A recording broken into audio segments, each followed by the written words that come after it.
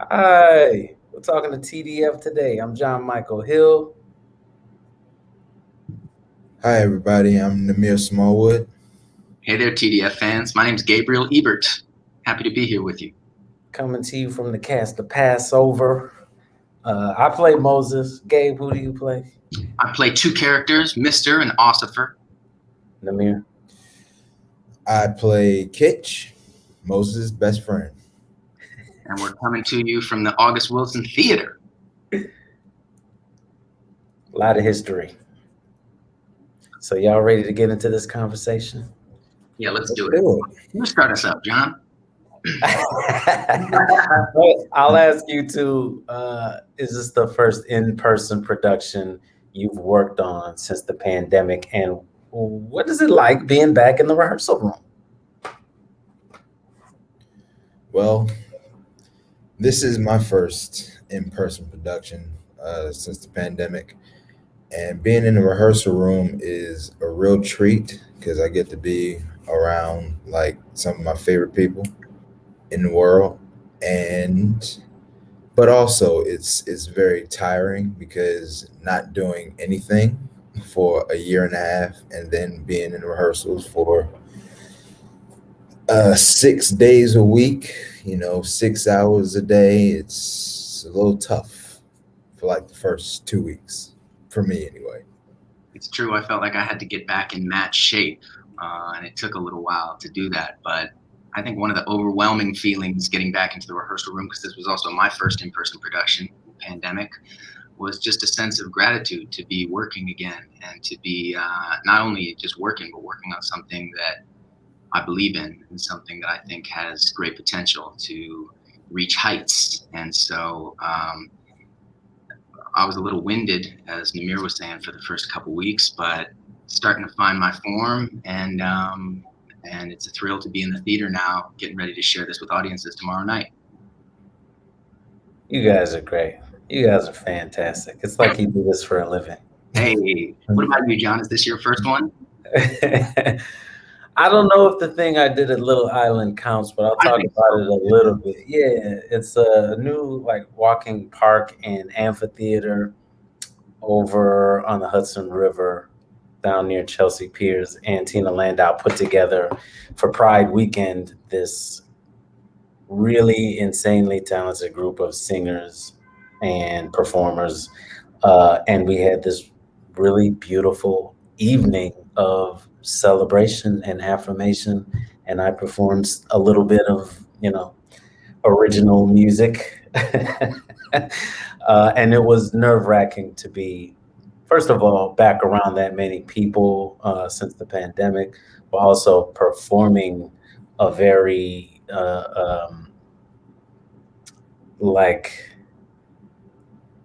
specific, difficult rap sequence. I was really worried about nailing my lines.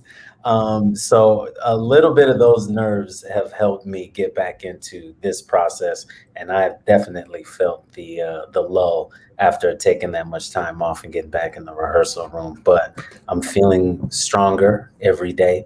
You guys give me a good workout when we're up there, so I don't even have to go to the gym. Next question. Perfect. I'll go ahead and ask this one. Right. Antoinette Chinonye Nwandu rewrote Passover between its Chicago and Lincoln Center runs, and now she's revisiting the script for Broadway. What has that been like since you all did it off Broadway in 2018? And of course, John, you also did it in Chicago. All right, so maybe I'll kick us off. It's gone through kind of immense changes from the first time that I read it, and it is fascinating to be a part of a piece of art that evolves with the world around you. Usually you work on a play, it's published. Every production after that is at least the words are the same. This is not like that, and that's kind of exhilarating and scary. You never know what you're going to get, but you take that leap of faith with this team that we've put together and the trust that we've built up, and that's been great, I think. Yeah, I would agree. Like the changes have been exhilarating in the sense that it feels almost like a brand new play than from when we did it in 2018. So I feel like it's a treat for us as performers, and it's also going to be a treat for audience members, especially ones who saw it 3 years ago. Yeah, none of those changes affect Gabe's character. How do you feel? They do. Yeah, it's amazing to think that as the world evolves and Antoinette evolves and goes through these changes in her life, that she can implement that into the play, and that the play can grow. It's like a living organism. And um, some new plays, they get produced, they feel very topical, and even a couple years later, it feels like a period piece. This particular one, um, I just think is such a rare opportunity that it can grow with the times, and that the three of us can go on this journey together. And I think it's a real testament to our creative team that they brought the three of us back, and that all of us, every designer, we've all been with this thing. There's no new pieces, and so the only new piece is the play itself. And Yeah. so therefore, we've all been able to grow with it, and our own growth as human beings is showing up in the play in different ways as well. Our growth as actors, our growth as designers and creatives, and there's something very beautiful about that, like the blooming of a rose or something, where it feels like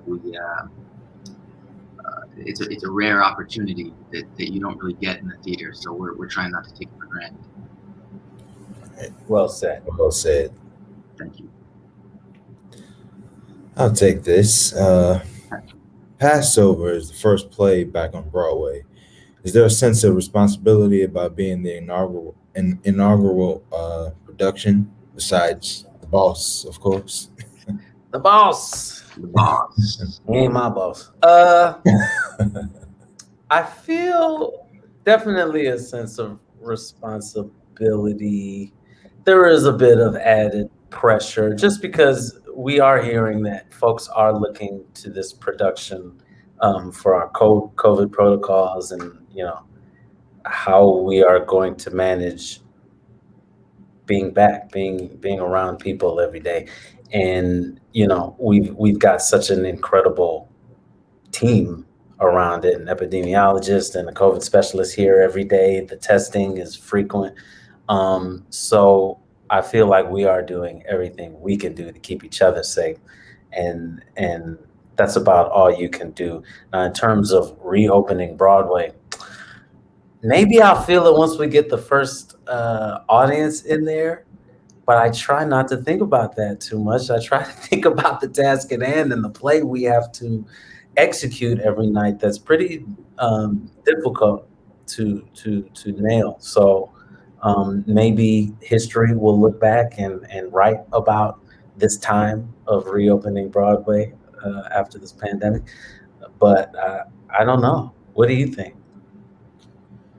Yeah, honestly, like I really haven't given it much thought, because you just try to live in the moment and try not to take the moment for granted.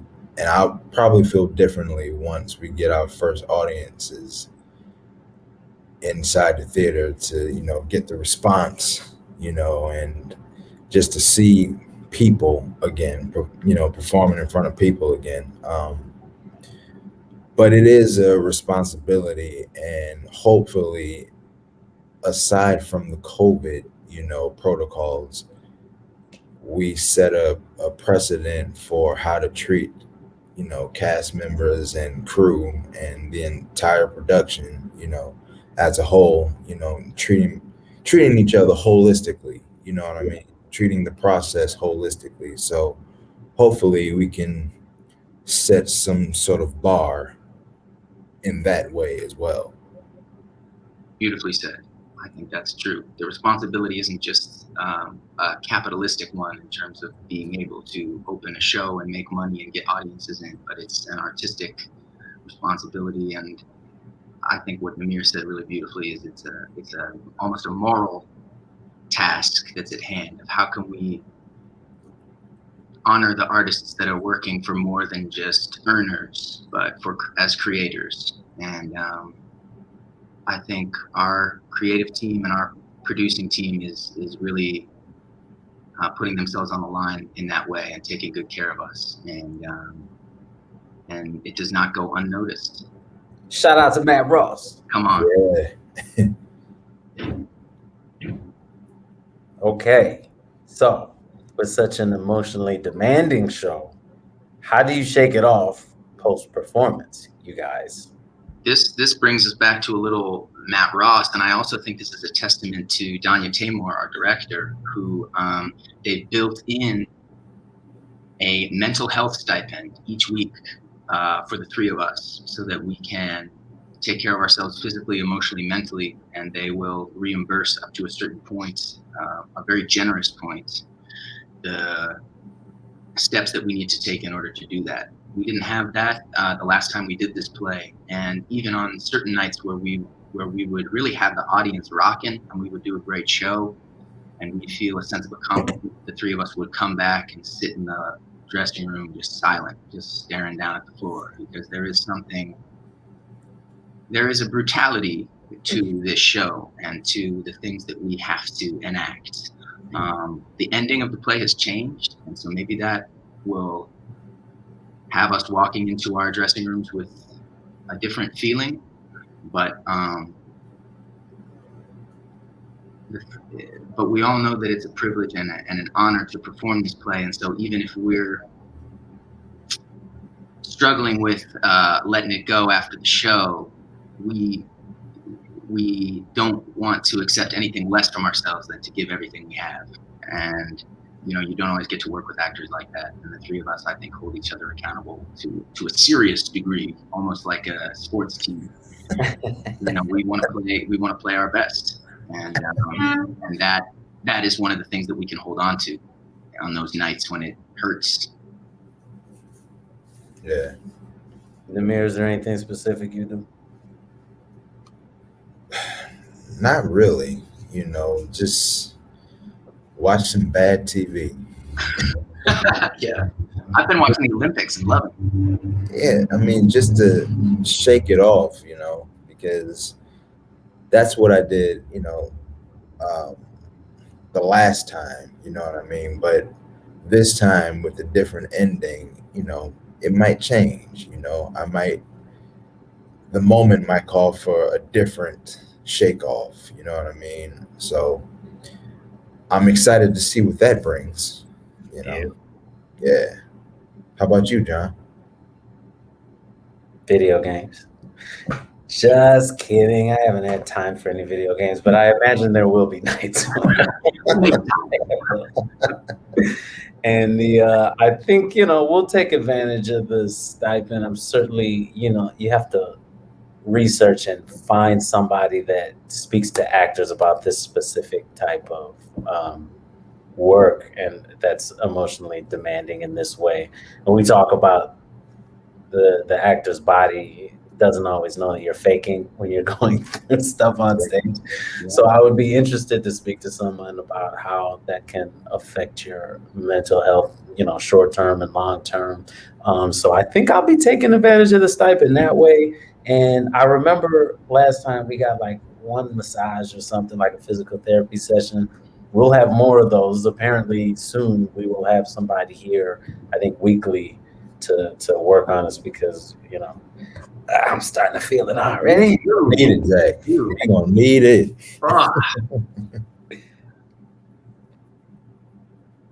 Here's a good question.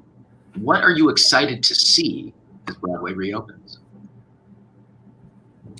I mean, we can't see anything because we'll be working, but once we're done. Doesn't Dominic Morso got something opening with Ruben Santiago Hudson? Skeleton Crew. Oh, Ruben's doing something now. Skeleton Crew. See, I miss Skeleton Crew. So if there's any way I'll get to see this one, I'm going to be there. Mm-hmm. Me too. Absolutely. I'm intrigued by MJ across the street. Come on. Yeah. That's going to be intriguing. We got MJ. Yeah. Sure, they'll be bringing in big crowds. I can see them from my dressing room. Mm-hmm. Right. What else is going on? Thoughts of a Last question. I heard the great play. Oh, last question. Get us going. What lessons do you hope the theater industry learned during the shutdown? Very interesting question. Gabe, your thoughts? Thank you. Thank you, Mr. Smallwood. Wow. I think it's going to take some time to see the learning show up in the practice. I guess the biggest lesson is I hope that profit is not more important than people. Yeah. Mm-hmm. Yeah. I've been thinking a lot about, most of the new plays on Broadway. I think all the new plays on Broadway are by Black playwrights, and I know that's a really beautiful and exciting gesture. And I'm interested to see how this theater community then invests in voices for the future, because I think that's the next step in terms of, well, who are we going to be as a theater community? A lot of the pandemic did shut everything down, so people had a chance to look at their practices, their hiring practices, their programming, in terms of representation. And I'm always hopeful that folks have really investigated and have decided to invest in the long-term health of artists of color during this time. And also, like Gabe said, just the people, everyone who works in the theater at these long, grueling hours, 6 days a week. It takes a team, and we've got to take care of every piece of that team. So I hope that's what the industry has been thinking about during this shutdown. Yeah. You know the saying, put your money where your mouth is? Well, I hope the industry puts their heart and mind where their mouth is. Because, yeah, you can throw money at a situation. Money dries up. You spend it, and then you get tired of it. Well, we did this. We gave you all of this. We said you could have this thing, but I hope that the theater industry really puts people first instead of the bottom line. Make people the bottom line instead of money. I know that's much easier said than done, but I mean, there's enough money to go around for everything else. So let's try that. So Mayor Smallwood, ladies and gentlemen. Thank you all for thank you, TDF fans. Hope to see you at the August Wilson.